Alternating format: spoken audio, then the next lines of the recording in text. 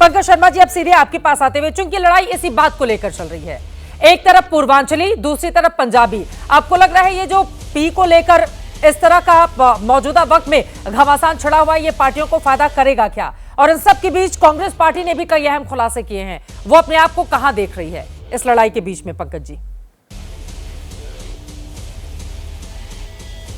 ये जिस तरह के हथकंडे भारतीय जनता पार्टी हमेशा अपनाती रही है, उसी तरह के हथकंडे दिल्ली में आम आदमी पार्टी ने भी अपनाने शुरू कर दिए हैं इस चुनाव में, और भी खासकर पंजाब के नंबर की गाड़ियां दिख रही हैं, तो क्या यूपी के नंबर की गाड़ियां दिल्ली में नहीं दिख रही? हरियाणा के नंबर की गाड़ियां दिल्ली में नहीं दिख रही?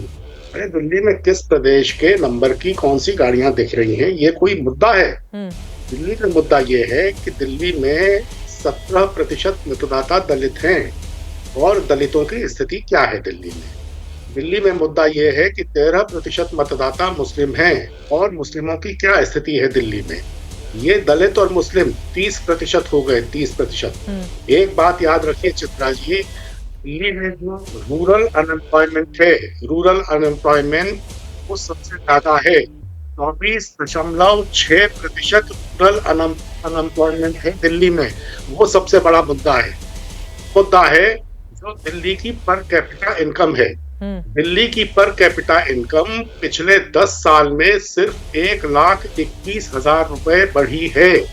दिल्ली की पर कैपिटा इनकम जो है दिल्ली के नागरिक की, वो नेशनल एवरेज से बहुत कम है। नेशनल एवरेज 2,74,000 रुपए सालाना का नेशनल एवरेज है, और दिल्ली की पर कैपिटा इनकम है इस वक्त 1,05,000 रुपए सालाना।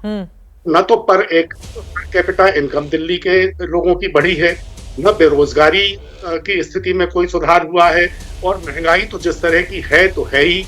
तो इसी तरह के नॉन इश्यूज इस चुनाव में उठाए जा रहे हैं, जिन कोई मतलब नहीं है, लेकिन दिल्ली की जनता बुनियादी मुद्दों पर विचार करके इस बार वोट देगी। और जैसा मैं शुरू से कह रहा हूं कि वो भारतीय जनता पार्टी से भी उकताई हुई है, आम आदमी पार्टी से भी उकताई हुई है। दिल्ली विधानसभा त्रिशंकु स्थिति की तरफ बढ़ रही है। लेकिन त्रिशंकु स्थिति दिल्ली वालों के लिए ठीक तो नहीं होगी ना पंकज शर्मा जी?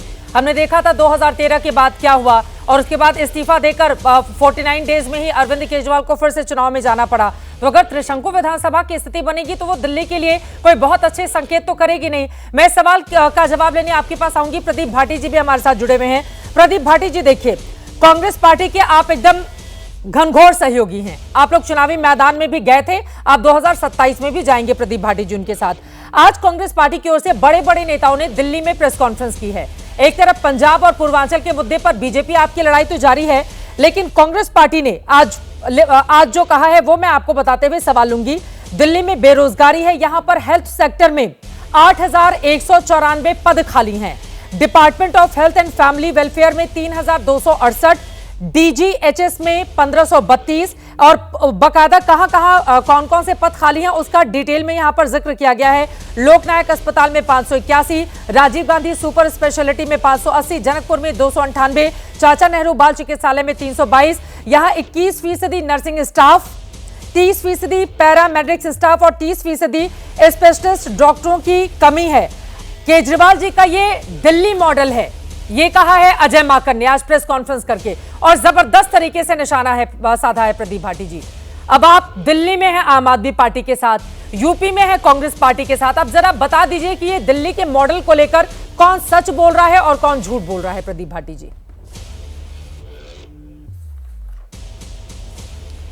देखिए, धन्यवाद चित्रा जी, आप सभी को नमस्कार। मैं तो अभी भारतीय जनता पार्टी के प्रवक्ता हमारे भाई प्रदीप भंडारी जी को सुन रहा था, वो पूछ रहे थे कि कैसे सो पाते हैं। सबसे झूठी पार्टी अगर ये सवाल पूछेगी कि वो कैसे सो पाते हैं, तो मुझे बड़ा आश्चर्य होता है कि भारतीय जनता पार्टी जो सारे झूठले जुमले और झूठे वादे करके सत्ता में आसीन है, चाहे वो उत्तर प्रदेश में हो चाहे देश के अंदर हो, वो कैसे सो पाती है। अब वो एक्सपोज करने की बात कर रहे थे, तो पहले तो मैं उन्हें एक्सपोज कर दूं कि किस तरह से भारतीय जनता पार्टी ने जो ये वादे दिल्ली के लोगों के लिए कर रहे हैं और बाकी प्रदेश के लोगों के साथ इन्होंने किए हैं, चाहे वो फ्री सिलेंडर देने का, तो उत्तर प्रदेश में भी इनको फ्री सिलेंडर देने थे, 16 सिलेंडर हमें मिल जाने चाहिए थे, हमारी जनता को नहीं मिले। 2,500 क्यों हमारी महिलाएं उत्तर प्रदेश की क्यों उनको क्यों नहीं सम्मान मिले? क्या वो सम्मान उत्तर प्रदेश की वोटरों के लिए यूपी नहीं है? में उनका जब 2027 में इलेक्शन होगा, 26 से माहौल बनना शुरू होगा, मैं इस पर डिस्कशन कर लूंगी।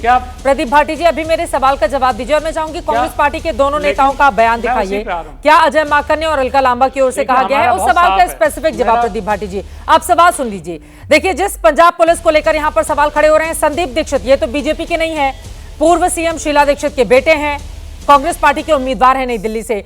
वो पूछ रहे हैं पंजाब पुलिस की गाड़ी यहां पर क्या कर रही है, क्या वो यहां पर प्रचार करने के लिए आ रहे हैं?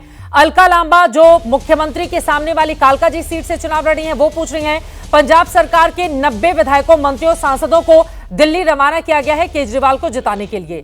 थोड़ा इन पर भी प्रकाश डालिए ना। अब आपके दोनों ही सहयोगी हैं, कौन सच्चा है कौन झूठा? सीधा सवाल प्रदीप भाटी जी। देखिए, जो सच्चा है झूठा है वो जो दिल्ली की जनता है वो भली भांति जानती है और उसका जवाब वो 5 फरवरी को देगी भी। लेकिन क्या दिल्ली के अंदर बाहर के प्रदेशों की पुलिस या वहाँ की गाड़ियाँ आना मना है? क्या हम भी क्या भारतीय जनता पार्टी ये चाहती है कि वहाँ पे आरएसएस की पार्टी के नाम के तख्ती वाली, भारतीय जनता पार्टी वाली तख्ती वाली गाड़ियाँ नजर आए जो लूट खसोट अत्याचार करे दिल्ली में आके, जैसा वो कर रहे हैं देश में और प्रदेश में? तो उस तरह की अगर तख्तियां वो चाहती है तो पूरे देश में बांट दीजिए। हम भी देखें कि देश की जनता और दिल्ली की जनता उस पर न्याय करेगी। लेकिन अभी पंकज जी भी एक बात कर रहे थे कि पर कैपिटा इनकम दिल्ली के अंदर कितनी नीचे आ चुकी है।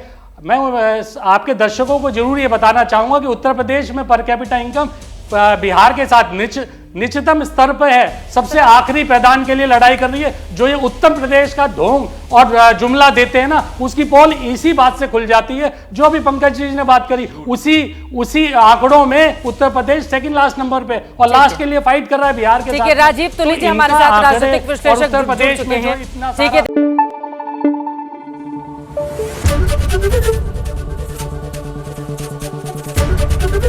एबीपी न्यूज आपको रखे आगे।